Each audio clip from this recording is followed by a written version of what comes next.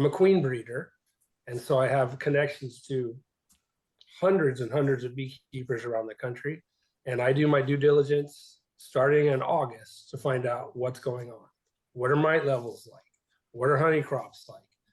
And this one just turned into that perfect storm where people were going for late honey and they had high mite levels, and they had dead beehives in October, which is earlier than we've ever seen.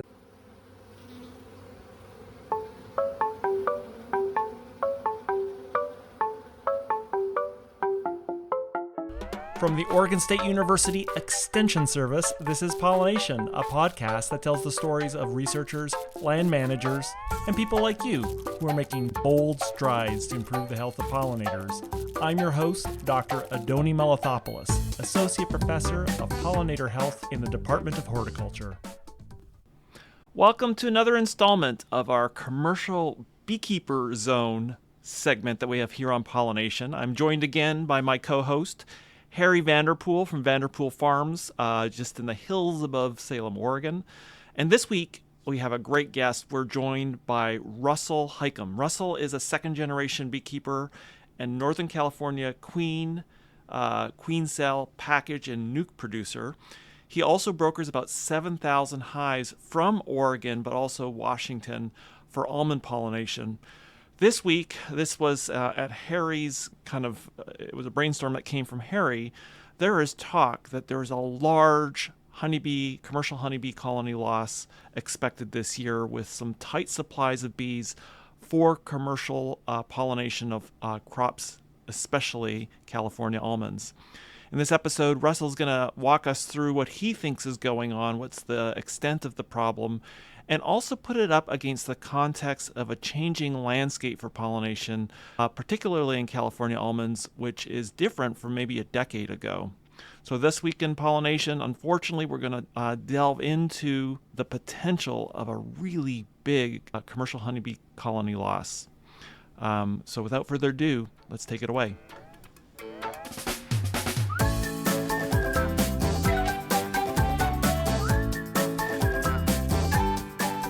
Well, Russell, welcome to Pollination. Thank you. This is our commercial beekeeping segment. Welcome back, Harry, co-host for this segment. And today we're going to be talking about colony losses. And I guess maybe just to start things off, we're coming into almond pollination. And can you start off by just talking about the challenges of providing, strong colonies at a time of year when colonies are at their smallest? Sure. The almond industry is demanding that we bring quality beehives to the orchards. For obvious reasons, they're paying a lot of money, and they will get a better pollination if they have more population in those beehives. And the way that we do that typically is we start in fall, and we feed a tremendous amount of pollen substitute, which is artificial pollen, and it basically is a stimulant. It's not necessarily healthy for the bees, but stimulates the queen into getting one or two more rounds of brood cycle going. And then they go into winter with a bigger cluster. And once they go into winter, there's no way but down that those populations can go. And so the bigger, the better. And then starting right after the new year or the solstice, we will start feeding them again to kick her into gear at a time when she's not supposed to be laying eggs. So this is a trick that we have been using for decades and decades, and it works. It functions well, and that builds and maintains populations, and it keeps them from dropping off. And it's very expensive, but we feel like that comes back in spades. Either we get it in from the almond growers, or after almonds is when most of us really start making money, right? We don't really make very much money in almonds because we've already spent that money, right? I'm about to pay all my employees a 2-week paid vacation, their Christmas bonus, and we've spent a tremendous amount of money feeding pollen and syrup to our hives. And that can vary from year to year, of course, and this year was a very poor year. I'm in Northern California, and we had a grasshopper invasion, and we didn't make any honey. And this required us to feed much more. And our summer went on forever. It was 103 degrees in October. Yes. And so we were required just to keep this stimulation going when there was no natural stimulation. If they bring in pollen, they bring in nectar, she's going to lay eggs. If it's not coming in, we have to trick her. And so we trick her with this artificial pollen substitute, which is, for lack of a better term, it's dog food, right? It's just a protein source that we rely on, and we've relied on it for a long, long time. It's a valuable tool for us. But that's what is required for us to meet a demand. I mean, the almonds are the first thing to bloom. It's early February. It's cold still. And so it's tricky, but that's how we do it. And it works. So to be able to pull this off, you really have to spend a lot of money and push the bees in ways that they're not used to be able to, supply what the growers need. Yeah, we're meeting an artificial demand for they should be shrinking, and we're pushing them to not shrink. And we benefit from that later on too. We sell frames of brood, we sell 5-frame nukes, we sell packages, and all of this is benefited by feeding artificial pollen, for sure. So it pays off. How do you feel? I mean, do you take a peek down there in Orland at your hives during this time, or do you just kind of let them rest? I mean, do you have a sense of how things worked out for you in the fall at this time? Yeah, well, this year was tricky because it's been warm. Yep. It's been in the upper 60s here for the past couple weeks, and that's not good, right? The bees are just continue to fly. And so there's been a discussion amongst a lot of us down here whether we continue to feed this pollen just to keep that stimulation going, when really what you want is you want them to shut down and hibernate and conserve energy, because they start flying to nothing, and a bee's life is measured in flight hours. And so I'm having older bees fly harder at a time when they shouldn't be. I really want them to conserve that energy until February, but we've had it where it's been pretty warm. And so then it was, well, do we feed pollen and stimulate another round? But there's also an idea that if you do that to them, you do stimulate them and they fly harder, and then the bees die. So it's a tricky one this year. I'm looking at some bees that people sent me from Oregon. They were fearful that last year it was extremely cold where they are, and that did some damage to the bees. And so they were afraid that was going to happen again. And so they asked me to take them, and they've been here for about a month, and it's been warm, right? And my crew at this moment is out feeding them syrup because they are light. We're not feeding them pollen, but we're feeding them syrup. And they said that the populations in the past 2 weeks have shrunk quite a bit. And that's just from them flying and dying, I think. So whether they came and they had viruses or something else, I don't know. But they're not my bees. Well, you're probably hearing from lots of people who've checked into their colony. What are you hearing? What does it look like now that people are taking a check after their fall preparations? What does the nation's colony supply look like? It looks terrible. I'll say that. And we knew that a long time ago, because the summer fall losses were tremendous, right? And probably, I'm just throwing numbers out there, but I think the national survey just came out for last year, and it was 55% loss. It's going to be way more this year. So it's looking ugly. And we knew early on that this was going to be a problem. And I make it my duty to the commercial industry so that we get as much money as we can in almonds, and we don't leave any money on the table. I'm a queen breeder, and so I have connections to hundreds and hundreds of beekeepers around the country. And I do my due diligence starting in August to find out what's going on. What are mite levels like? What are honey crops like? And this one just turned into that perfect storm where people were going for late honey and they had high mite levels, and they had dead beehives in October, which is earlier than we've ever seen. And I'm talking about 40, 50 percentile for some people, not everyone, but a lot of people. And now you go into winter and you're going to have your typical losses again. But the big fear now is what is going through winter. Is it immune to whatever was killing them before? Viruses, probably, from mites, probably. And are those going to bed and going into hibernation sick? And so we would expect that coming out of winter, we're going to see higher losses than typical. So we had higher losses early, and now we'll probably see higher losses coming out of winter. So I would expect it to be, the supply for almonds will be very limited, and quality will be questionable. We've had years like this before. How long has it been since we've had something like this? This one is probably going to be in line with when fluvalinate stopped working. Oh. And Coumaphos stopped working.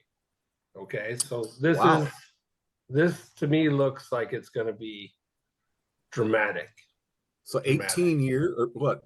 Yeah, that's a long time ago.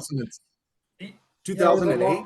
A long time ago. We've had some years where there were shortages, and last year, every year there's always seems to be a shortage, and every last bee gets rented. But this is going to be something different. It's going to be, I think it's going to be pretty major. And you know, that's tough on the beekeepers, but how do we, those of us have spent a tremendous amount of money to keep our bees healthy and good, how can we leverage that to our advantage? In the past, I'm going to throw out some fuzzy math here, but when fluvalinate went away, we went from $40 to $100 and something, right, overnight for almond pollination. Yep. So we were able to leverage that, boom, to pricing. And then when Coumaphos went away, we went from 100 to 175, or whatever it is. Now we're at 200. So the almond industry is not what it used to be. They're not making the money that they used to make. And so I do not believe that I can leverage my customers any further. So I'm not raising my price, but I'm not lowering my price. And there are some other issues, which is payment. So in the old days, the almond industry wanted to pay you in December, so they didn't have to pay taxes. I'm not getting those offers very much anymore. And in the old days, you would bill and you would get paid right away. It was never, hardly ever a question. And this year, it was the slowest we've ever seen. And I still have people that owe me money. And there's a lot of bankruptcies going on around us. And, a big grower that I put 1,000 hives in, they could ruin me by doing a bankruptcy. I'd be done. So I'm asking for early money. That's how I'm going to leverage the situation, is I'm going to require that they pay me upfront. And if they can't pay me, someone else is going to want those bees. And so I'm going to move those elsewhere. I mean, that's hardball, but it's just protecting my business and my employees. And we do a bang up job for our growers. We work really hard at that. And I think most of my growers recognize that and they appreciate that. But if they don't have money, they don't have money. And so I'm scared. I'm pretty scared about all that. And so you're in kind of a bind, because you've just described issues from the almonds orchard, but now all of the beekeepers that supply you with bees that you broker a tremendous amount every year, and they're working hard to deliver for you, but so much is out of control for them this year, let's say. Yeah. Yeah. I'm on the phone every day. I'm calling the guys that bring me bees every day, and a lot of them are from Oregon. And Oregon traditionally brings me great bees. There's stuff in the high desert that overwinters very well. Last year it did not. It did not. And this year they're telling me that their bees are much better than last year. So that's a really good start. But they play by the rules of whatever the standards are, and if they're not good, they don't get rented. And I get to make that decision, right? And we make it together. And a bad beehive is a bad beehive, and there's no one's going to be able to tell you that it's a good beehive. That's just not the kind of people that I deal with. They're very, very good beekeepers, and I get more money than most people, and so that's how I'm able to attract really good beekeepers, is I pay more money, and I collect more money from the growers than people do. And I'm telling you, I can't raise the price.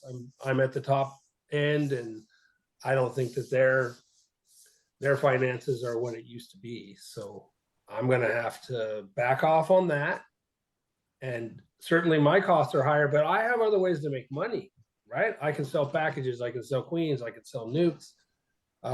Honey is not something that we typically make a lot of here in Northern California. It's just too hot and dry, but those are things that I have other ways of making money, and they don't. So there's some solidarity, right? They're our partner in agriculture, and I'm not trying to leverage more money out of them. I'm just trying to leverage payment that they will owe me, and because if they don't pay me, I'm done, right? And so that's just a protection. But yes, the beekeepers that are bringing me bees, every day we're talking. How's it going? How's it going? And they'll tell me as best they can. But yeah, they're sitting up there in Hermiston, Oregon, or something, and it's 32 degrees, and so they're not looking at beehives. But before they put them to bed and before they went into their hibernation state, they knew what they had, and they felt like they were really good. But yes, we'll see when they get here, and I'm gonna have to be conservative, right? And if I lose some customers, almond customers, because of my new demands, which I've never demanded before, never been a thing, I might lose some of those, and that's going to take the pressure off, really. And then I know that in the end, if I have extra bees, good, bad, or ugly, they will be rented to somebody, and for good money, right? Because it's going to be, it's potentially going to be a bloodbath, but I don't really know that. But I do know the situation in the industry right now, and it started in August, and it's just progressively gotten worse and worse and worse. I guess this raises the question of how this has been communicated to growers. I know we've just had the almond conference, and there's all the growers downstream and the extent to which colonies can recover. What are you hearing from the grower side? Are they aware that there's an issue coming up, or? Yeah, so this is an interesting problem that we have in the bee industry. We're not always very good business people. We we are somehow fearful to ask for what we deserve sometimes, and I always make it my, like I said, I make it my duty to call all my customers, do my due diligence, so that I can pass that information on to all the beekeepers. I go to all the meetings. I was just in San Antonio for the American Honey Producers, and that was really well attended, and everything that I already knew was verified to me. Brokers are looking for bees. Almond growers are looking for bees. I talked to an almond grower, a beekeeper in Washington today, and he said that he's losing a tremendous amount of hives, and he's just calling his growers and saying, I don't have the bees. What we typically do as an industry is we take care of the problem amongst each other, right? That's I say, Harry, I'm short 100 hives. Oh, I got them. Boom. Grower never knew there was a problem, right? And so our growers, they have no idea that there's ever been a problem, because we deliver 100% of the time, right? But really, the reality of what's going on in the industry is we take care of that ourselves. And it's kind of this swirling of phone calls, and I have 1,000 extras. Oh, I need 1,000 or 100 or 500. And I have a list that I keep, and I just put people together all the time. That February 14th time right there, where people have their final numbers. And so there's great communication in our industry that way, but the communication to the beekeeper, to the grower, it's almost like we don't want them to know when they really need to know. Yeah. They need to know. And I made a mistake. At the California convention, the Blue Diamond rep was there, and the Honey Board rep was there, and they were speaking, and they had a really good story of telling us about how their costs have increased and their money is going down, and they have these really nice graphs. And we don't have that ability, right? If we could have that ability, but we are so disconnected all over the country that, and nobody is telling the truth. Until it's too late, right? But I wanted to stand up there in front of everybody and say, hey, look, there's a situation, and you all need to know. And I did not, for some reason. But I think that the what I said about beekeepers taking care of the problem, they can't take care of the problem this year. And so now they're just calling right to the growers or to the brokers and saying, I don't have the bees. And so brokers are looking for bees, almond growers are looking for bees, beekeepers are looking for bees. And they'll find some, but how short we come up, we'll see. But Harry, my growers are not going to be short. I'm going to make sure I got that taken care of. Yeah. Right? And they can secure bees by paying me early, right? And then I can secure bees with my friends and say, hey, look, I got paid. Here you go. Here's money right now. Let's do a contract that those bees don't walk away for a better offer, because that's going to happen too, right? People have some pretty bad contracts, right? They're not getting enough money for their bees, and people are going to offer some silly money this year. So. Well, I think this podcast, we will make sure to get out to the commissions here in Oregon. And I guess, Harry, what happens in a bad year like this when colonies come back, trying to make a blueberry contract or trying to make a tree fruit contract? Is there enough time to recover? Yeah, that's always a question mark. Even in the good years, you run down bees that have Russell doing backflips all the way across Heitkam's honeybees. He's so happy. But then it rains the whole time down there. And the bees come back with touches of fungal problems. And, maybe they've held their size, you hope. Hopefully they've grown. The next year, a mediocre year, but it was a great bloom year and a heavy bloom, and they come back busting at the seams. So that is always just a big question mark. I wanted to bring up, just bouncing off of Russell's comments about the messaging and where we miss out as beekeepers. I think somehow as an industry, we are, in the sense that I've had the sense along with Russell that we have a catastrophe in front of us, and you don't hear about it on the news at all. Nothing has come out in the news. I get the Capital Press, our local agricultural newspaper. There hasn't been one peep about this in the news, right, Russell? Right. It won't happen until February, right? Everything is predicated on the almond industry. The reason we're having this podcast is probably because of the almond industry. The reason that there's all these new businesses that are popping in for mite controls and pollen substitutes, and it was just been a boom over the past 25 years because we've been responding to the almond industry. And now the almond industry, which was increasing by 30,000 acres a year every year, is now slowed way down, right? And they're ripping orchards out, and there's water issues, and so more orchards will come out. And I've always said that this is what we need, right, for the health of the bees. Okay, there's just too many bees, and there's no place to put them, right? The almond industry supplies a tremendous source of protein for a month, and then it goes away.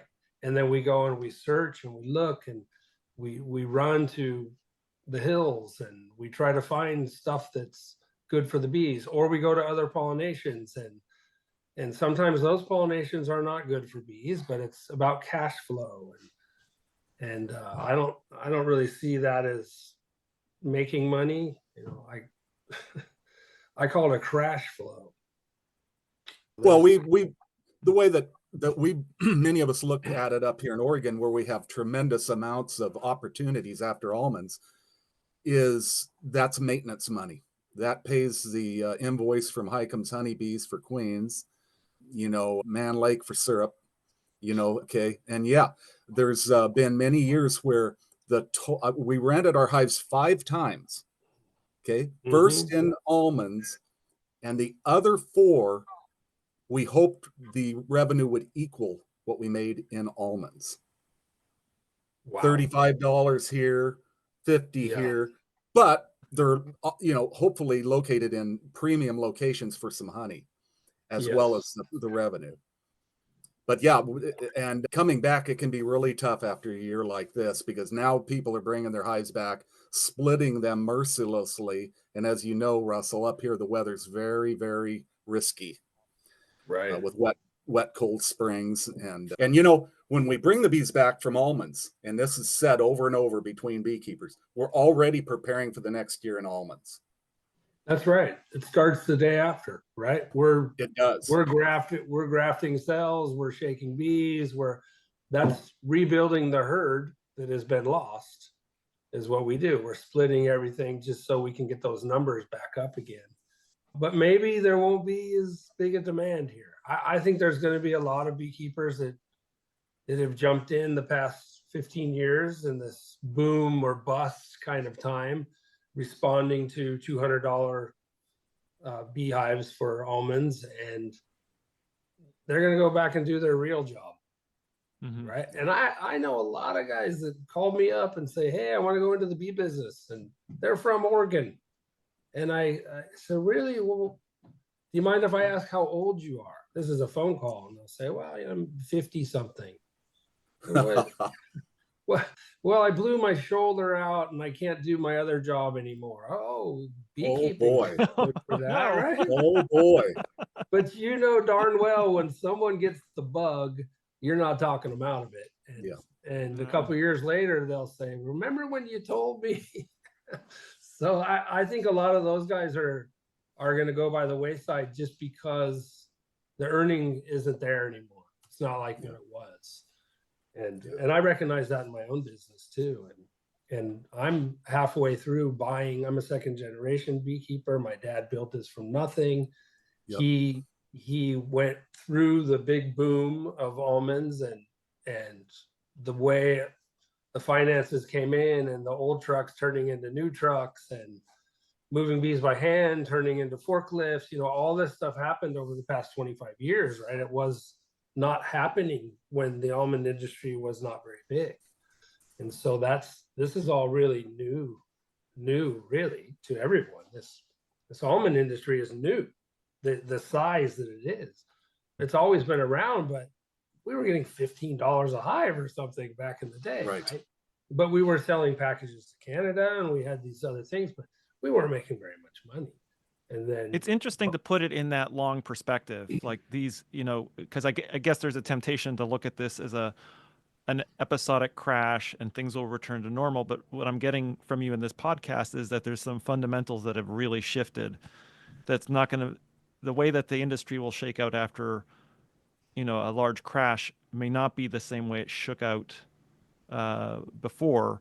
And I suppose we had this question that we had set up, and maybe this gives it a different twist, but as a queen producer or for package producer or for people who are looking to rebuild on, by buying live bee colonies after almonds, clearly that is its short-term ability and availability and when they could be delivered is going to be changed, but whether you should actually, spend the money, it may also be a question. So talk a little bit about expectations, for bees, for queens, how they may need to be tempered and how they maybe need to be made against this broader perspective that you're laying out. I think that the demand for packages and queens and nukes and beehives, buying beehives after almonds, there's always people selling double deep beehives after. And that's never a bad investment, I don't think. I think that's a pretty good way to get your numbers up, is by buying beehives right out of the almonds, because they're ready to be split right in half or thirds or quarters or however you want to do it right there. Amazingly healthy if you buy the right ones, right? You get to choose if you want that, right? And you look at the equipment and all this, but that is I think that's always a pretty good way to buy bees.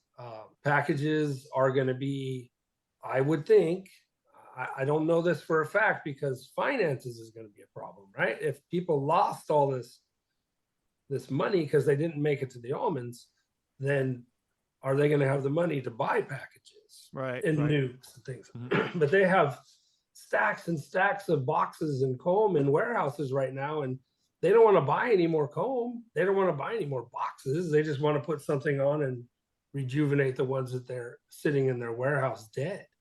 And so I would think that there will be a good package demand. Pricing on it, we're not going to be able to do a lot, but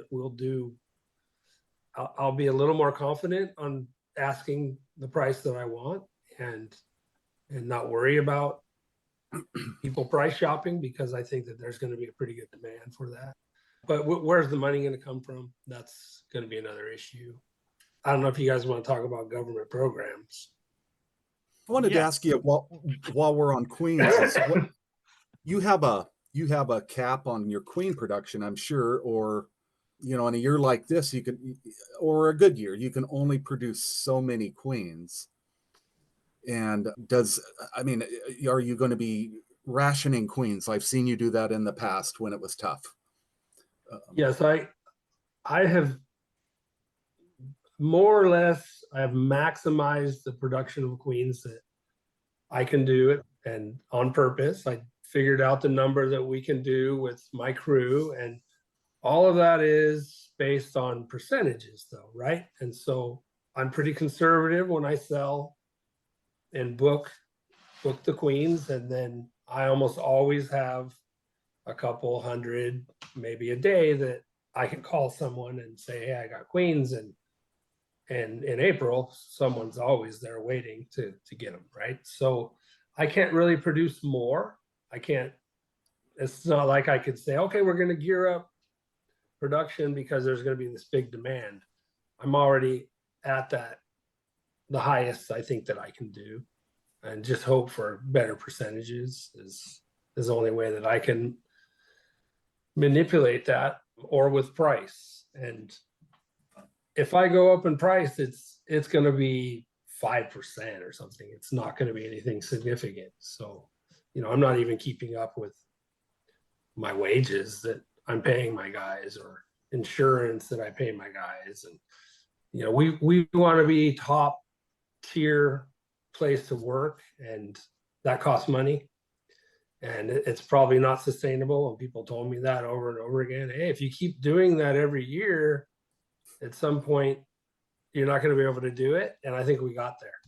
I think we're there. And so which is unfortunate. It's unfortunate for my employees, because they always want more. and they're good employees, right? They deserve it. But if the industry is not paying what it was, I can't do it anymore. So there are government programs for colony loss. Maybe to start off, for listeners who don't know what these programs are, just maybe give us the brief thumbnail of what they do. Well, in the bee industry, we have two programs, and we have a rainfall insurance, which mimics the cattle industry's rainfall insurance. And so right or wrong, the idea is that if it doesn't rain, you will have to feed more. And so there is we pay for that insurance. And then if it doesn't rain, you get a kickback so that you can buy syrup. That's the simplest way I can put it. Okay. It's much more complicated than that. And it is something that is really, really helping the bee industry. right? It's very, very helpful. And then with CCD, so many years ago, we got included in the ELAP program. And ELAP will recognizes that there's about a 25% just kind of national average of losses. And then when you go above that 25%, they will pay you money for the hives that you can prove that you lost. And they look at a lot of things. It's not easy to get this government money. There's a lot of paperwork involved. And so you have to prove that you were buying queens. And so people ask me for their bill from that I have, the invoice that I provide them so that they can go down to their office and show that we're doing everything we need to do to keep these bees alive, right? They ask you for receipts on your mite treatments. They ask you for receipts on your feed. And they just want to make sure that you're it's not fraudulent and you're doing your due diligence to keep your bees healthy and alive. And why they died, we don't know. CCD. And CCD is just an all-encompassing thing, right? It's everything. It's drought, it's mites, it's viruses, it's all these things that we can't put our fingers on. It's all of them. It's all of them. And there's so many variables, right? And so someone can say, well, what is CCD? That's it. It's everything. Okay. It's not one particular thing. It's this perfect storm of stuff that we face every year, right? It's crazy what we go through, and we're jumping around and chasing food and chasing health. Anyway, that program has really bailed a lot of people out. And I don't get any of that money because I don't have those kind of losses typically. Mm-hmm. But a lot of queens, a lot of packages, a lot of nukes, a lot of beehives, they're purchased with that money. And I know that, right? So that's just kind of the trickle down idea. And I believe that that's a great program and that's how it should work. Potentially there could be some abuse in any social program. We know that, but don't throw the baby out with the bathwater. It's mostly a good program. Yeah, I've never been a part of either one of those, but I have excellent beekeeping company friends in our area that are very upfront about that. It's kept them in business at times, and this may be a year for sure. For sure. Yeah. For sure. So then going back to how will people buy packages and queens and the finances of that? Well, that will be helpful for me, for sure, and for them too. What do you think is the cause of these die-offs?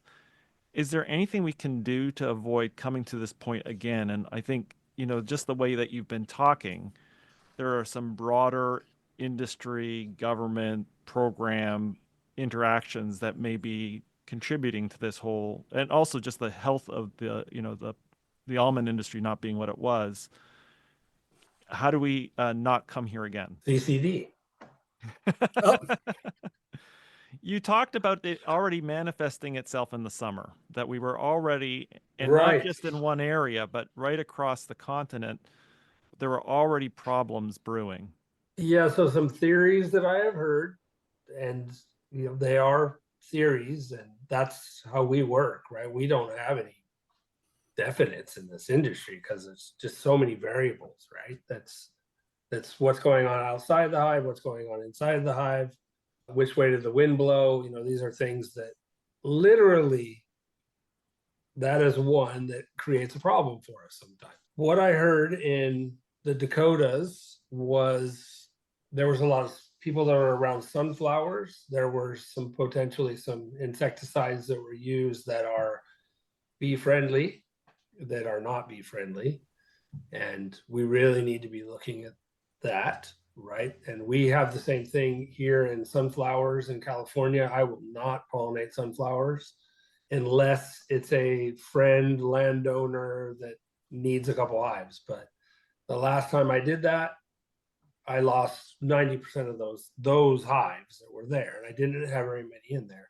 And they were using bee-friendly sprays. So that was one in the Dakotas that people were talking about, that they went heavy on sunflowers, and they think they got smacked with insecticides. Another one was the weather patterns of the almond industry. They felt like that bees came home with a lot more brood, and so a lot more mites in the brood, and people were fighting that all along. And they could, once mites get at a very, very high level, it's super hard to bring those under control. It's very, very hard. Yeah. The best thing to do is be treating early when you have low levels of mites, right? And don't think that one time is enough. You got to keep doing it, right? And this is something that we've watched progress over the years, right? Where we used to keep those things under control pretty well, right? With fluvalinate was the first product that we had. It was a great product at the time. It was a great product, right? And it lasted a long time, right? And you would treat 2 strips a year, and they were $1 a strip, and people couldn't, oh, that's too much money, you know, man, what I would give for that today, right? And so that, you know, then when that went away, wow, then we really had to struggle. Keeping control of mites is absolutely critical at all times of the year, right? And I have a feeling that our industry as a whole, we don't want to treat for mites, because anyone my age or older remembers a time of no mites, right? And what bees were like, holy cow, they were unbelievable. They were huge. You know, you were worried about foul brood, and you were worried about starvation, and that was it, right? Other than that, bees were just healthy. It was not easy physically, but to have healthy hives was easy. And we remember that. And so for us we don't want to put anything into our hives. We don't want to put chemicals in there. I don't want to put acids in there. I don't want, you know, all these things that are on the market, that they all work, right? That was my talk in Oregon a couple of years ago, Harry, where I said, here's all these products and they all work, but the learning curve of how to use those things is, absolutely, it's just absolutely nuts, right? And so there's been the number one chemical that we have relied on for many, many years is amitraz. And amitraz was a great product. It worked very well. It saved the bee industry. Let's be clear. I'll say it again. Amitraz saved the bee industry. No question. Without that, we would have had these incredible losses until little by little other things were introduced to us. Other products were brought on the market, and people were fearful of those. Formic acid, very good product, very good. Kills queens sometimes. Oh, people don't want to hear that, right? I got to buy another queen or whatever. No, 5%, you know, it's nothing if you use it properly, right? But that's a learning curve that people don't want to take the time to learn. And I wish that Project Apis M or Oregon State or Washington State would look at the best way to use these products, because the scientists invent something, they say, look, it works, and then they give us this product, but the wind blows from the north instead of the south one day, it doesn't work. Okay, it does not work.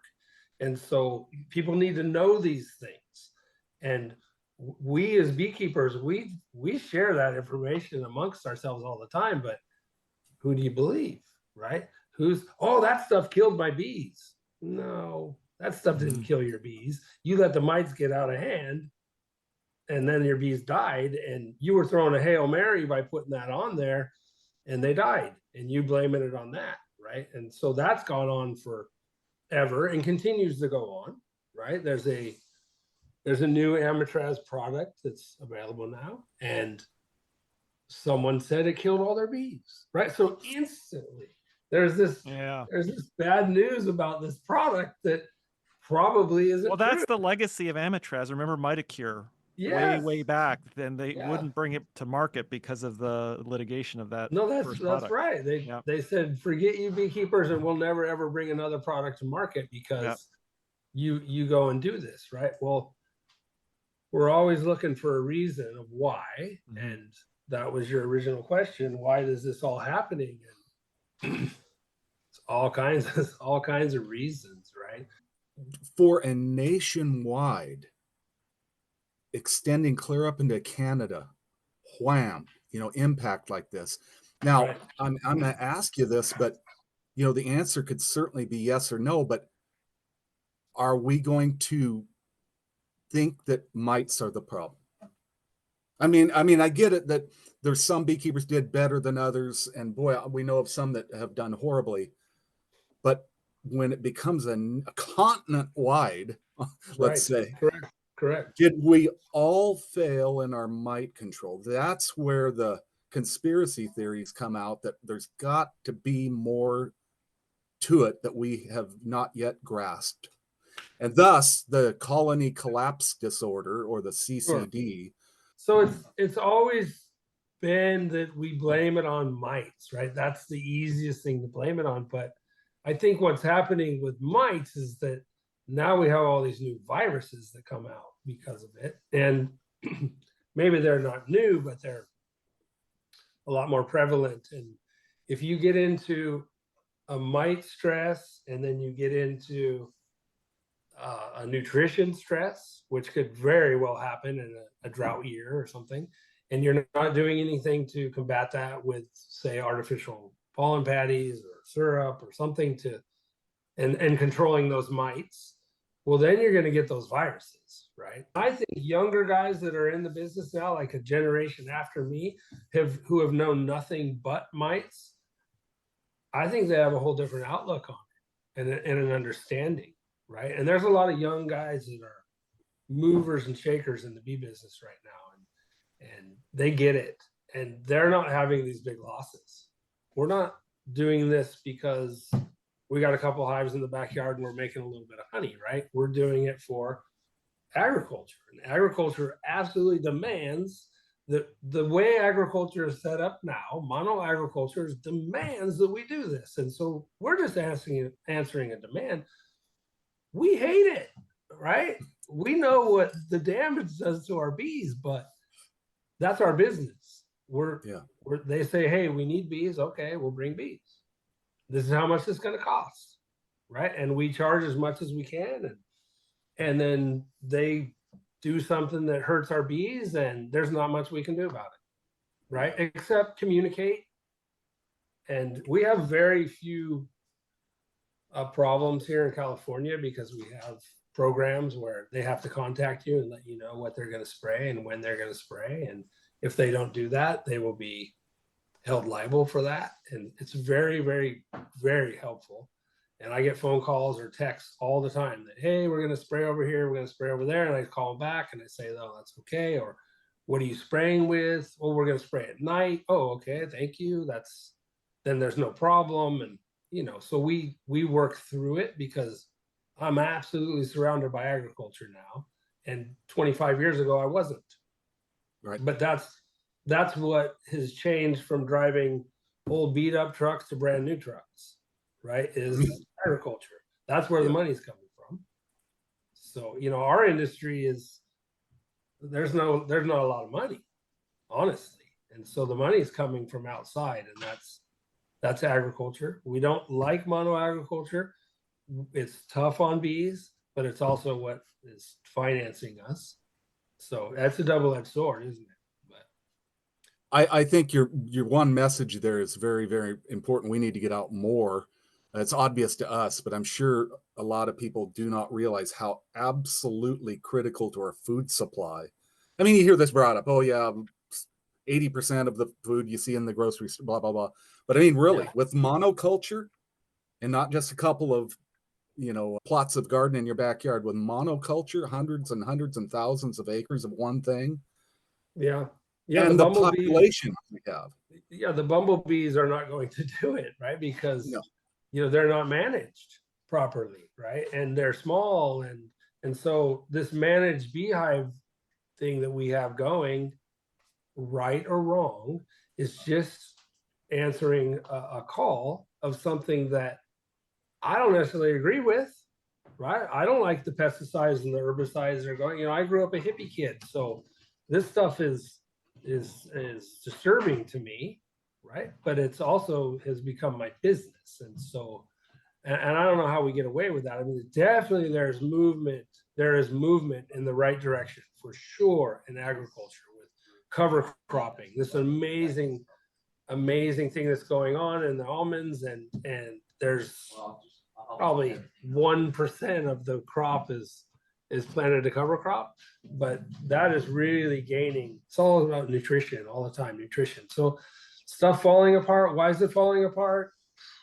Man, I really wish I knew. And how are we going to get through this?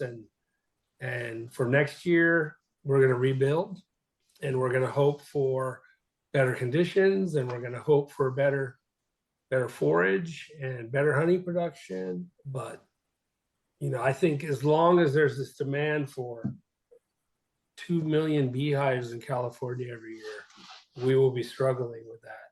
And I contend that is where the problem started, was the massive growth of the almond industry. Oh yeah. Which we love. So what are we to do? Thank you so much for taking the time to speak with us today. You're welcome. Thanks for having me. Thank you so much for listening. Show notes with links from each episode are available at the website pollinationpodcast.oregonstate.edu. I also love hearing from you, and there's a form at the website where you can pop in and say hello and give me feedback. If you want to support the show, remember to leave a rating on iTunes, Spotify, or whatever podcast mothership you use. And finally, if you have the means and you want to help support my lab's effort to document bee biodiversity in Oregon, visit OregonBeeAtlas.org and follow down to the donate button, where you can make a tax-deductible donation to the Jerry and Judith Paul Native Pollinator Endowment. Every little bit helps. See you next episode.